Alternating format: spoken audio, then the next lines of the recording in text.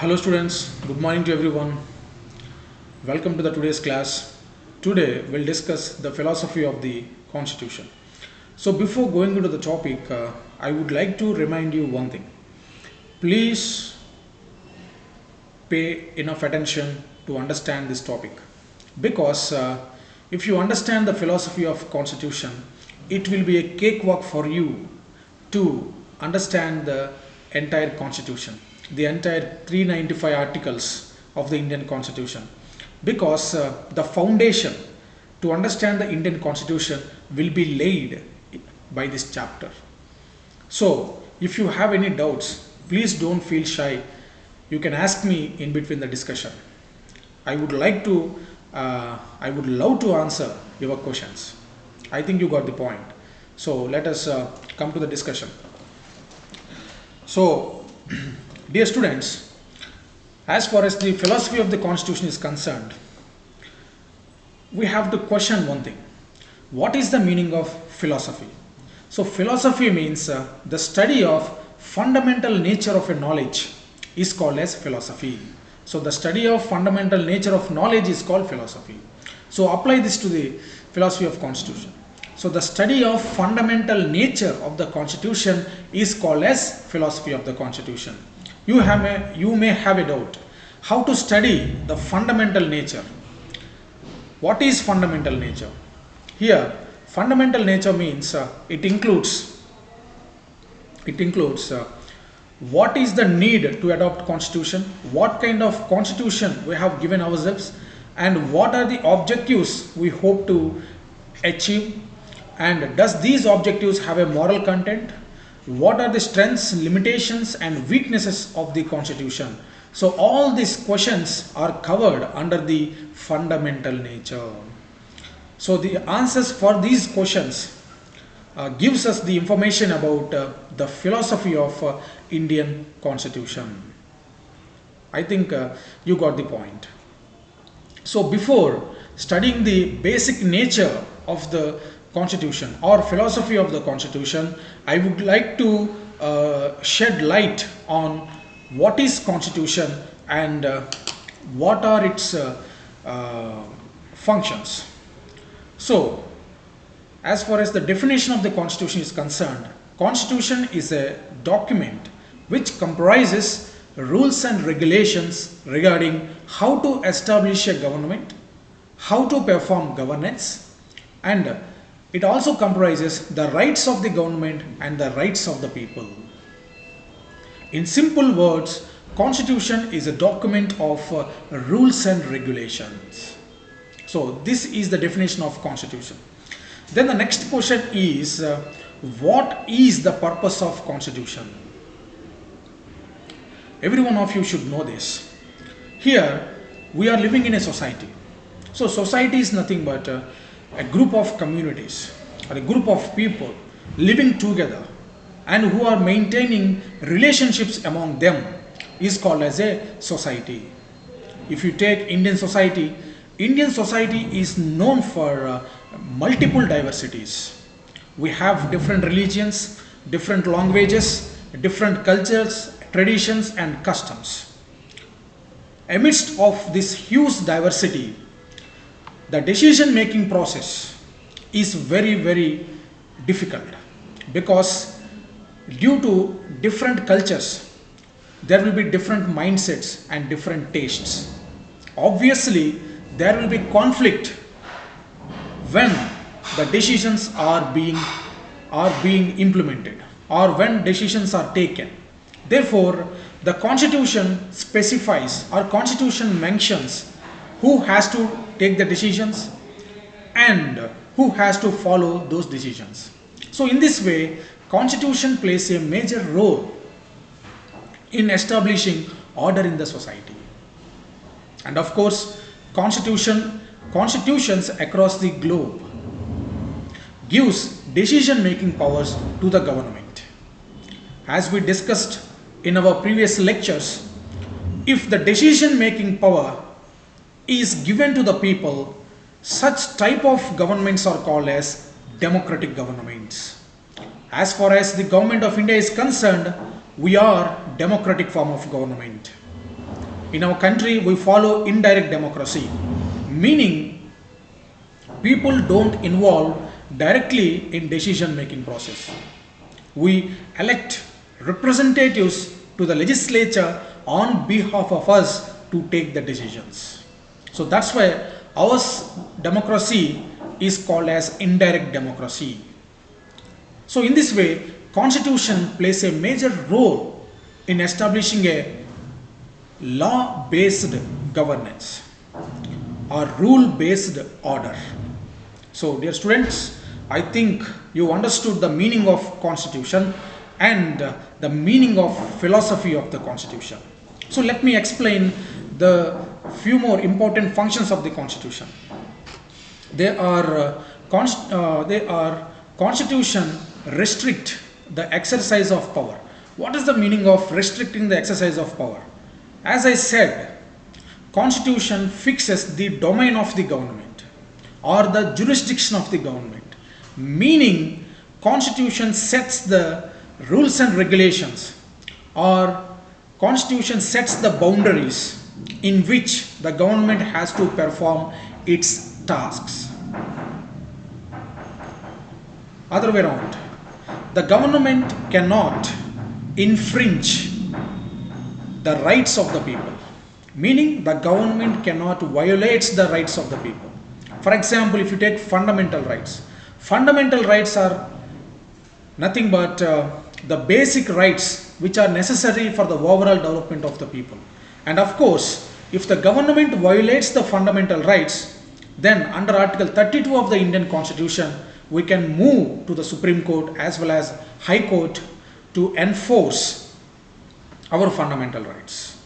So we can say that fundamental rights acts as a limitations of the government. So that is the meaning of restricting the exercise of power. And the second important function is constitution checks the tendency of the states from turning tyrannical. Tyrannical means it is opposite to democracy. Opposite to democracy is tyranny. Tyranny means there is no rule-based order. That means the opinions of the people are not respected and the government will function arbitrarily. It will take decisions which can infringe the rights of the people. So such type of system is called as, such type of ruling is called as tyranny. So here constitution performs a major function, that is constitution checks the government from turning into tyrannical. And the next important thing about constitution is it provides basic rules and peaceful means to bring the social transformation. What is the meaning of social transformation?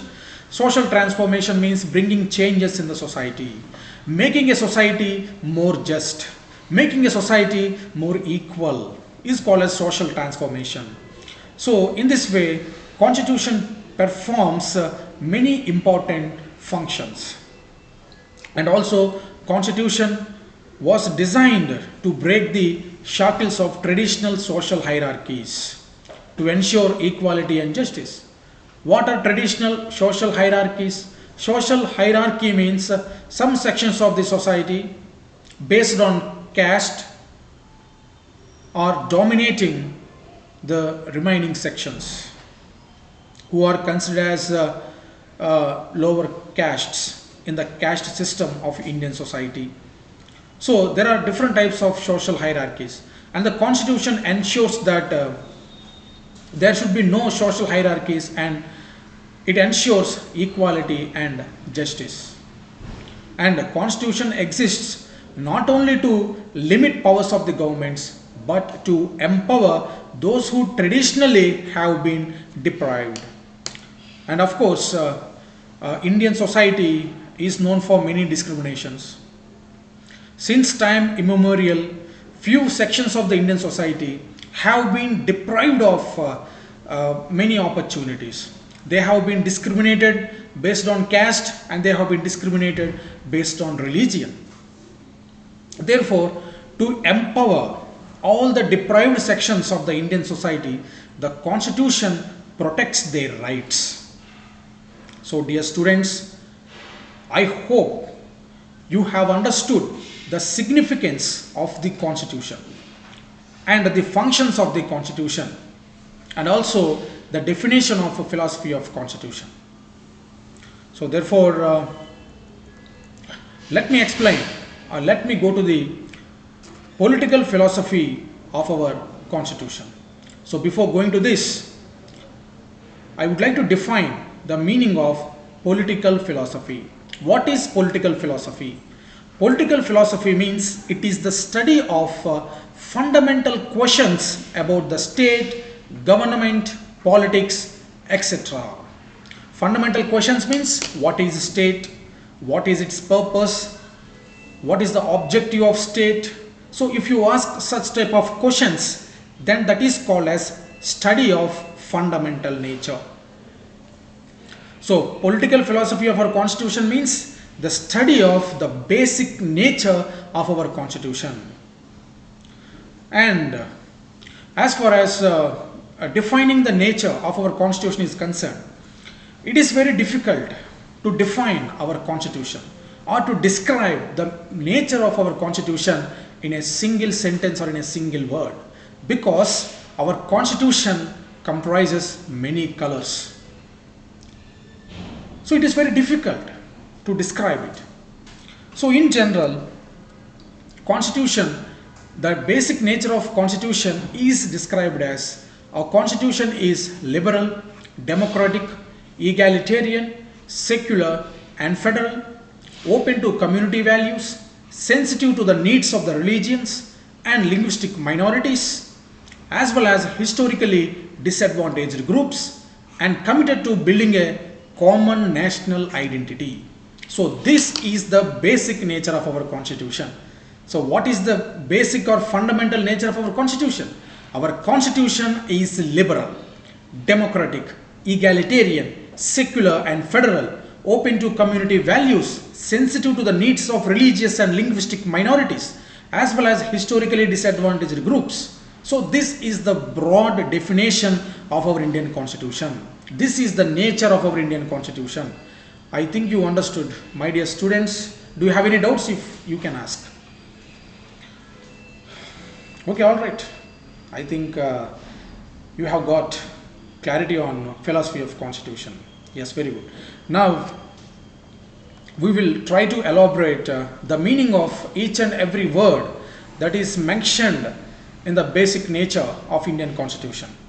So before that, our constitution also comprises many provisions to put this philosophy into practice. And of course, we will learn about these things in detail in our future classes. Okay. For time being, please remember this point. Our constitution also has some mechanisms to implement or to bring this philosophy into practice. What is that philosophy? Liberal, democratic, egalitarian, secular and federal and etc. Okay, dear students. Now, please look at the papers which I have provided for you. So look at the word egalitarian.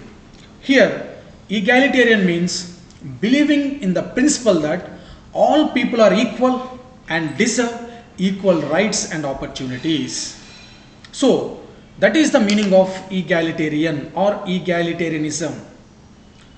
So egalitarian society means a society in which all people are treated as equal and all people are given equal rights and opportunities. Such type of society is called as egalitarian society. And of course, our constitution has all provisions to ensure an egalitarian society. I think you got the point. And the next word, liberal. What is the meaning of liberal, liberalism or liberty? So liberal means promoting individual rights, civil liberties, promoting democracy and free enterprise is called as liberal. So the philosophy which talks about these type of things is called as liberalism. And of course, our constitution is a liberal constitution, meaning our constitution comprises the provisions which protect the individual rights. I think you got the point. What is the meaning of free enterprise here? Here, free enterprise is nothing but it is the concept of capitalism.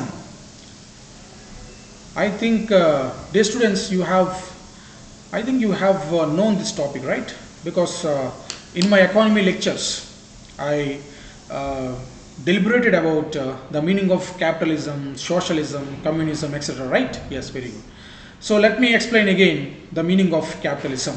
So capitalism means it is a type of economic system where the factors of production are controlled by the private people. So what are the factors of production? Land, labor, capital, and organization or entrepreneurship are called as factors of production. These factors of production are necessary, and the coordination among them is necessary to produce goods and services. So therefore, if these factors of production are under the control of the private players, is called as capitalism. So most of the liberal constitutions across the world, they supports the free enterprise. They strengthens the capitalism. Example for such type of economic systems are United States of America and European countries, etc. And of course, as far as India is concerned, we have been following a separate approach. Yes, I will discuss that in our economy classes, so don't worry about that. So right, coming into the topic, I think you understood about the meaning of capitalism. Right? Am I clear, students? Yes. All right. So, if you look at the liberty, it is nothing but individual freedom. So, individual freedom means freedom of speech or freedom of expression or freedom of movement, freedom of association, freedom to form unions, and freedom from arbitrary arrest, freedom from unlawful detention. So all these things come under personal freedom or individual freedom. I think you got the point. You know, whatever the ideals or whatever the concepts which we are discussing in the philosophy of constitution, they hadn't evolved in a overnight. You know, there had been lot of struggle behind each and every concept that is mentioned in the Constitution of India. As we know that India had been ruled by the Britishers for almost 200 plus years. During their regime, there were no individual rights. There were no practices of freedom of speech. The freedom of press was restricted by Sedition Act, and the people were arrested arbitrarily. That means without any due process of law under Rowlatt Act. In that way, the individual rights of our people had been grabbed by the Britishers during their regime.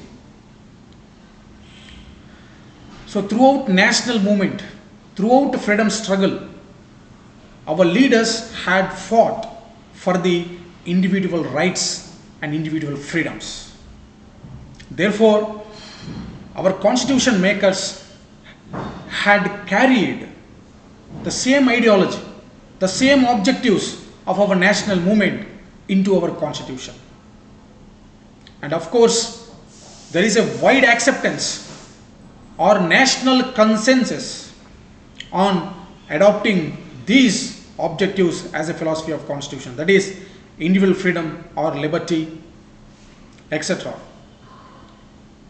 So dear students, I think you understood the objectives behind these concepts. So don't take them for granted, because there has been a lot of struggle our people have been through. So you have to understand the intensity of each and every word. Right, very good. And Indian Constitution has a strong liberal character. For example, fundamental rights. If you look at the fundamental rights protects the individual freedoms. For example, under Article 19, freedom of speech and expression, freedom of movement, freedom to choose profession. So all these individual rights are mentioned in the form of fundamental rights. And you do know that fundamental rights are justiciable in nature. Meaning, if your fundamental rights are infringed or violated by the government, you can force the courts under Article 32 and under Article 226 to enforce your fundamental rights. So therefore, we can say that our constitution is a liberal constitution because it respects the individual rights, individual liberties. So dear students, I think you understood the meaning of liberty, liberalism, or being liberal, egalitarian. Now, I would like to elaborate on social justice. దీనినే తెలుగులో సామాజిక న్యాయం అని పిలుస్తారు.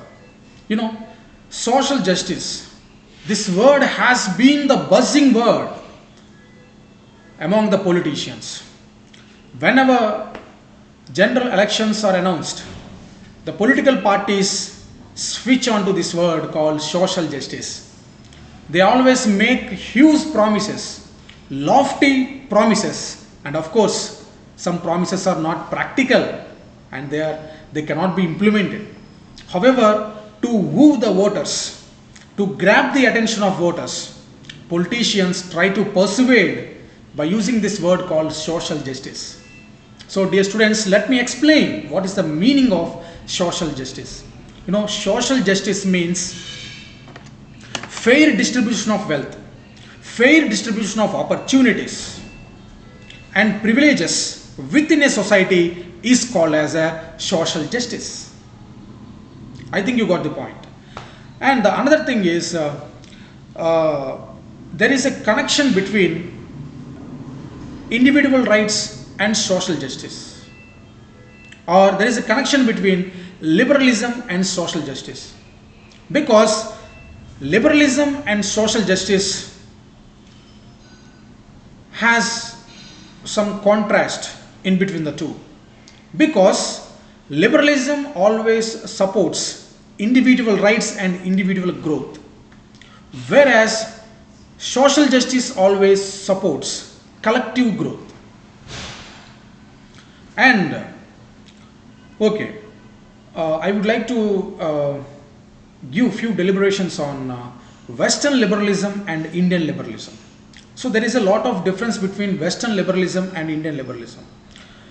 As far as Western liberalism is concerned, in Western countries, in Western democracies, the individual rights are given more importance than the rights of the society, or individual rights are given more importance than community values.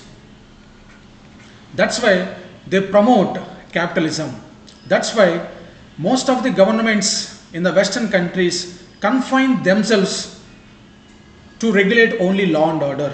They don't involve in economic activities. And most of the governments are not welfare form of governments, because in order to implement laws for a collective good, they should be implemented at the cost of individual rights. I think you got the point. For example, if factors of production are controlled by the government, it is called as socialism. There will be no chance for the private players to control the factors of production. Therefore, they can't make money, they can't become rich. In that way, the state regulates the economic activities of the people for the collective good. That means in this aspect, the economic liberty of the people is violated. In liberalism, all varieties of rights, all varieties of individual rights are given due respect.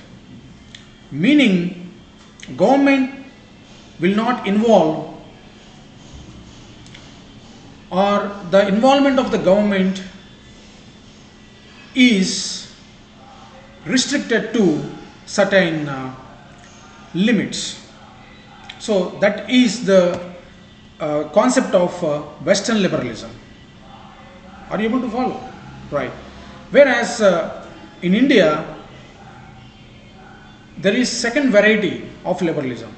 Meaning, in Indian liberalism, both individual rights and rights of the society are balanced. That means government always try to promote the collective good as well as it tries to promote the individual liberty. For example, if you take the concept of reservations which are being given to the scheduled caste, scheduled tribes and other backward classes, and of course recently economically backward classes are also being implemented by the government of India. So here the main objective is to establish social justice. So this type of reservations are not present in the Western liberalism, because in Western liberalism every person is treated as equal.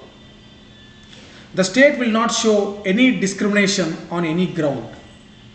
So that is the ideal way of implementing the liberalism.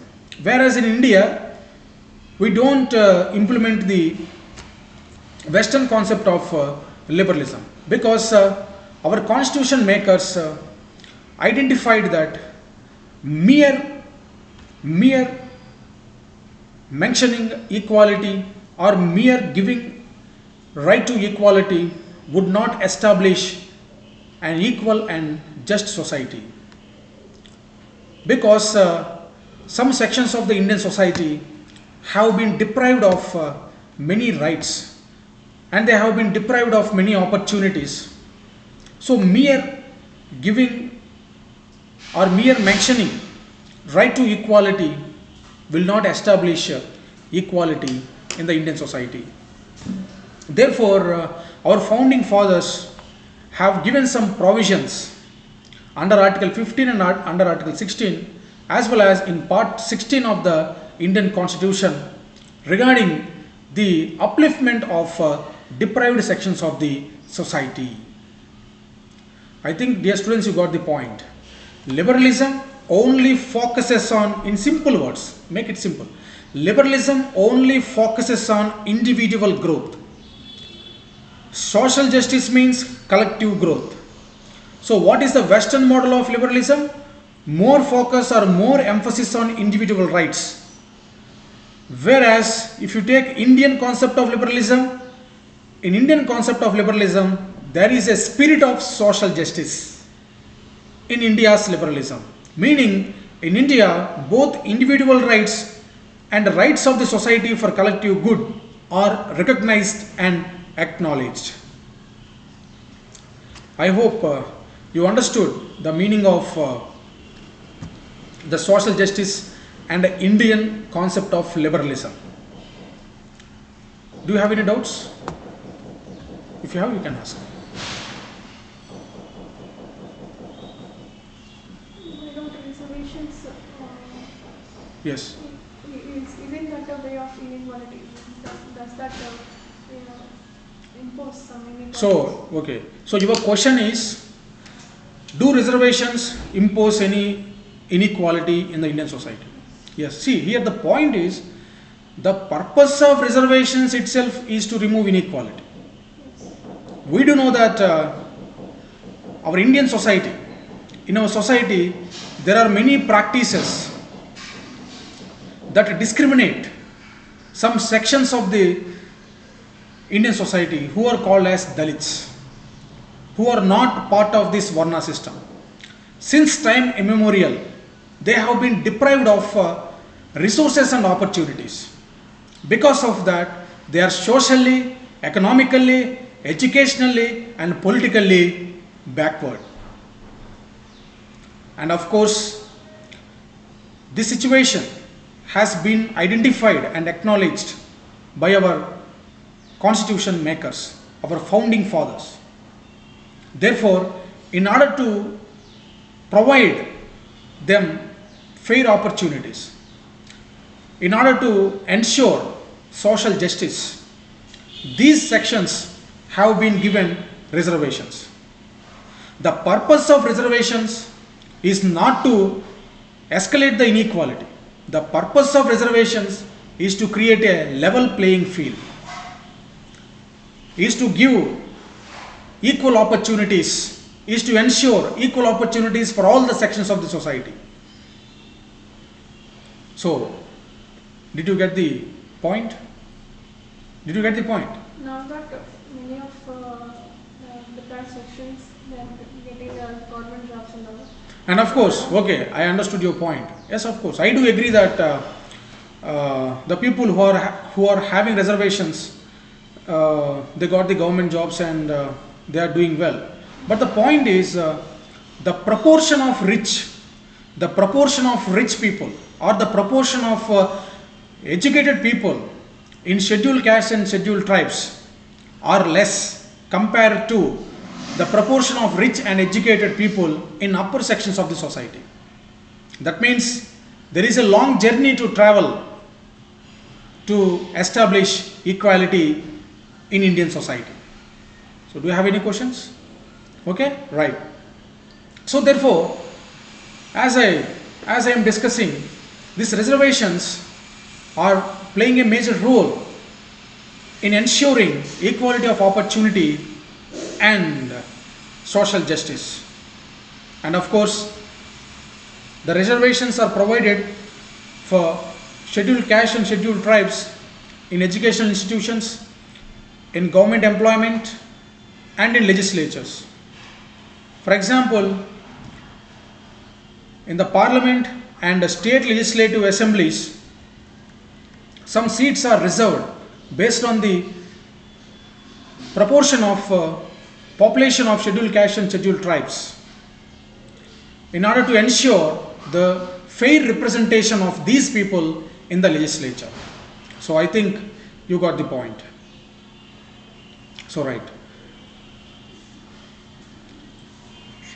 So therefore, finally, I would like to conclude that Indian Constitution introduced the spirit of social justice in liberalism. That means the Indian concept of liberalism is entirely different from the Western concept of liberalism. And of course, the balance has been maintained between the individual rights and social rights. So, you should not have any doubt on the meaning of social justice and liberalism. If you have any, you can ask. Because the main objective of having a constitution is to ensure social justice. So social justice means distribution of resources equally, distribution of opportunities equally, for the creation of a just society is called as a social justice. So now, another important feature of basic nature of our constitution or philosophy of constitution is respect for diversity and minority rights. You know, Indian constitution encourages equal respect between the communities. So why the communities are important, or why the equality among the communities is important? So the answer for these questions is, first of all, let me define the meaning of community. Community means a group of people who believes in common ideology, or who shares common ideas, or who practices common traditions and customs, is called as a community. And of course, India is known for multiple communities because we have been practicing different varieties of traditions and customs. So when people are grouped into different communities based on certain parameters like common tastes, common religion, common beliefs, common customs, traditions, etc., definitely there will be conflict of interest among the communities. Because some communities feel that they are superior over other communities. Such type of feeling will leads to violence, which is called as communal violence. Therefore, the constitution has recognized the rights of the communities which are in minority. As we know that in India, few communities are dominant and few communities are under the suppression of the dominant communities. So in order to ensure a sense of respect among the communities, the constitution has given enough provisions and rights to all the communities which are in minority in India. If you take the Western countries or the Western constitutions, they won't recognize the communities at all because they don't have as much diversity as India. India is known for diversity. India is incredible in its own ways. So to protect the diversity of this nation, to protect the colors of this nation, our constitution has provided a number of provisions for all the sections of the society. That's why our constitution is being implemented successfully without any hindrance. Because every citizen of India has a reason to follow the Indian constitution. If you look at our neighboring countries like Nepal, Pakistan, Bangladesh, Myanmar, all these countries are facing grave problems, are facing serious problems to implement their constitution. This is the beauty of Indian constitution. Because Indian constitution is being implemented successfully without any hindrance for almost 70 plus years. How is it possible? Because every citizen of India can find a reason in the constitution to follow it. That makes our constitution more stronger than other constitutions. So let me come into the topic. Here, this is about respect for diversity and minority rights, right? It is regarding the rights of the communities. Okay, right. The Western constitutions do not recognize the rights of the communities because they don't have much diversity. They don't have much diversified communities. Okay. They just have one or two communities based on language or based on religion. Unlike India. But in our country, there are many communities. Therefore, to establish equality among the communities, the constitution has to recognize it. It would have been very easy. It would have been very easy to resolve the issues regarding communities if India follows as most of the Western democracies do. But this would have been a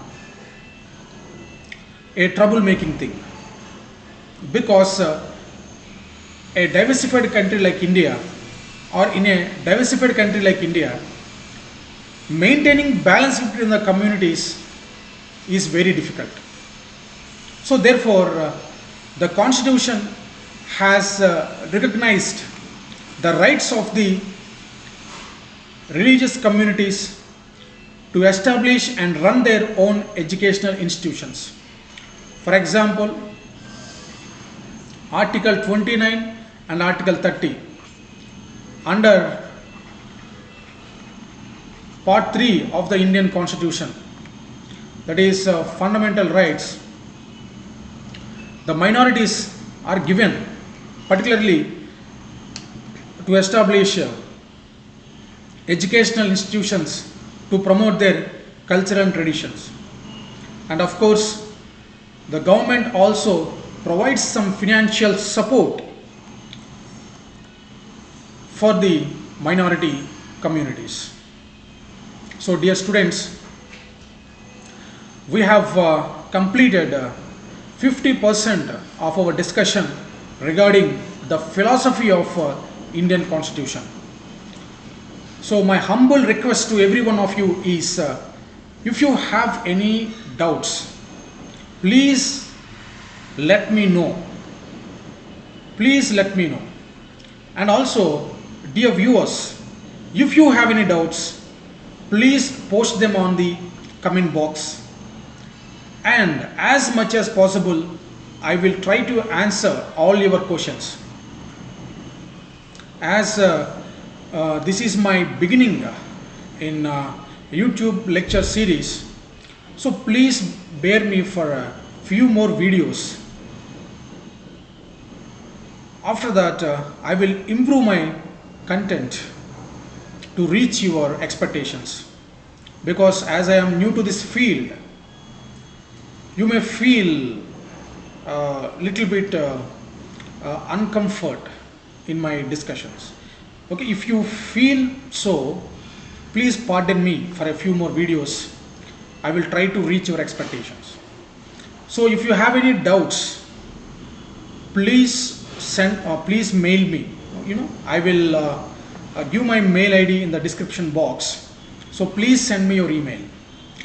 And if any one of you are interested in associating with me for the preparation of civil services or any state services exams, so please let me know. You can send your details through email. So thank you very much, dear students, as well as my dear viewers. I will complete remaining 50% in my next video lecture. Till then, bye, see you.